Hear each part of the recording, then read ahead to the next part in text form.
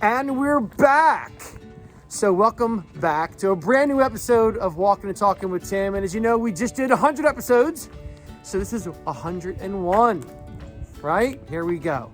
So my guest today is Linda Milano. And Linda is the owner of CFB Promotional Products, right? Yes. Did I say it correctly? There we go. So I'm going to ask Linda to start off by telling all you guys exactly what it is that CFB does.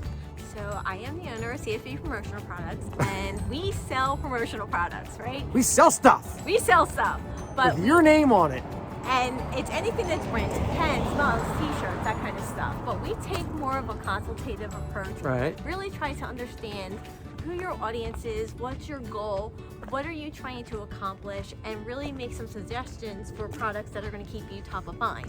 Right. There's literally a million items out there, and of course the most popular is pens, right? But how many Why? pens can you have? Why is it pens? And there is a right way to use a pen, but we want you to really think creatively about your marketing tools. Right. So that's what we do at CFB Promotional Products. And you do something pretty special there too. You have your own podcast that where you talk about what products are good for what different types of businesses, and that's pretty cool because you get down to the nitty gritty and really kind of come up with some really cool, unique items that you can brand. Absolutely. So my podcast. What's the coolest?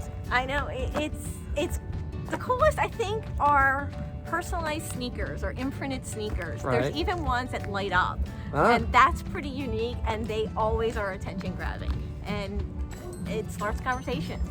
Right. So we want people talking about your brand, your logo. Sweet. We're gonna have a soundtrack in a second. So, so you told me that you are originally from South Philly. Yes. You're a Jersey girl now. You said right about now you've been half and half your life South Philly, half your life on this side of the bridge. Yep.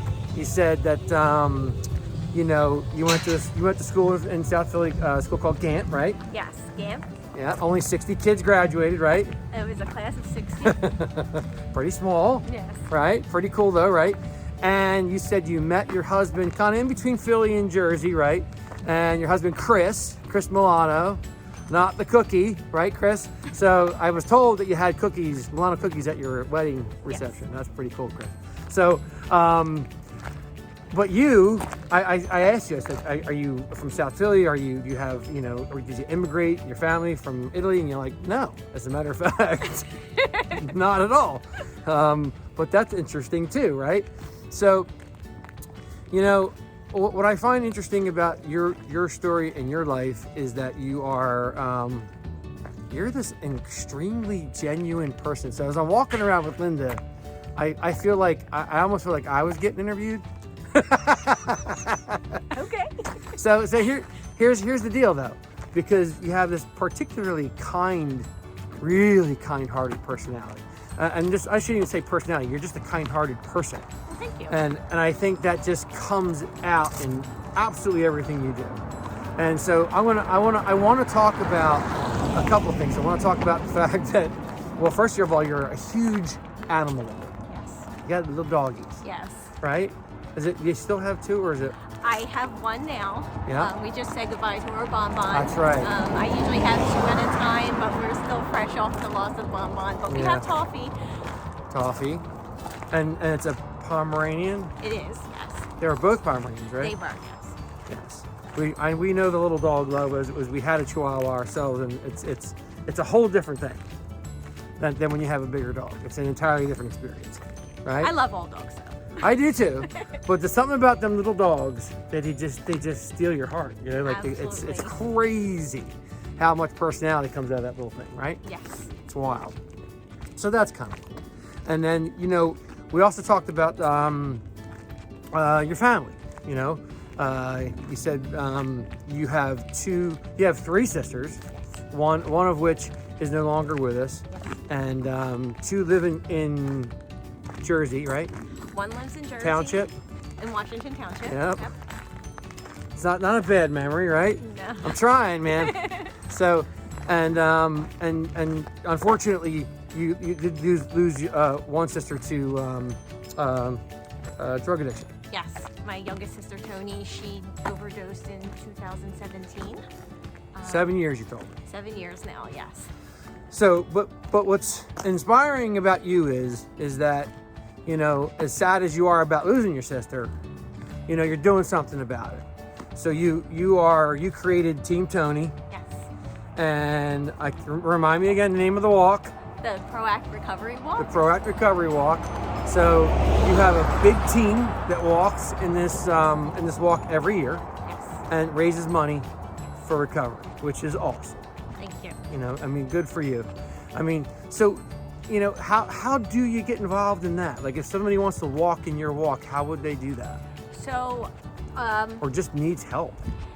If the organization that we raise money for is the Southeastern Council of Pennsylvania, and they organize the walk each September. It happens, but they start making announcements to join the walk, usually in the late spring, so March, April. Right. And you can just go on the website, form your own team, and walk in memory of a loved one, in support of a loved one, or just support the cause, right? Right. And join your own team. If you need help, the organization actually has many different divisions. They do education, they do preventive seminars, and then there's actual help for those that need it. Right. And if you need help, I always say direct message me. I will use my resources and network to see if I can make some connections, and just know that like recovery is possible. There is help out there, and we just want to give people hope that they can have a healthy life. Yeah, and you talked about how people are seen, and kind of expand on that a little bit, you know? So, you know, substance abuse can be deadly, right? And it's a disease. But there's tools out there that can help you with the recovery process. But I found that there's a stigma out there with those that have a substance abuse disorder, and that's just as harmful, because when a person is in active recovery, they're battling two sets of demons, right? They're battling their inner demons of their own, but also the thoughts and reactions of everyone else that's probably judging them. Yeah. And that's just devastating. It is. You know, it's hard enough to just deal with the problem you're trying to solve on your own. Never mind the weight of how everybody around you feels about what you're trying to accomplish, you know? Absolutely. And it's always, you know, that battle of not being good enough, but then having people actually tell you that you're not good enough too. Yeah. And it's a lot for someone to overcome. Yeah, it's like you're standing in a hole, and no one will reach their hand down to help you out, and you're that person. Yeah. You know what? Reach out. I will reach my hand out, and you know, obviously I don't have the magic answer, and it's a lot of hard work, but I am willing to make some connections for you if that's the choice that you make. Yeah, that's good stuff. Well, it's good stuff that you're doing, right? So you talked about the fact that you also told me that you lived in a row home in Philly. Yes. So what was it like growing up in South Philly in a row home all those years? Because did you live very far from the vet? So we are probably, because that was a thing, right? It is. Veteran Stadium. They blew it up. You could walk there, right? I could, yes. In fact, I actually worked there at one point. Did you really? I did. So many of Eagles games I were at. No kidding. It was probably about a mile, about 10 to 12 blocks from my That's pretty close. My home, yeah. That's pretty. And the practice field was probably right there, right? Well, NovaCare. No, the other practice field in South Philly they used to have.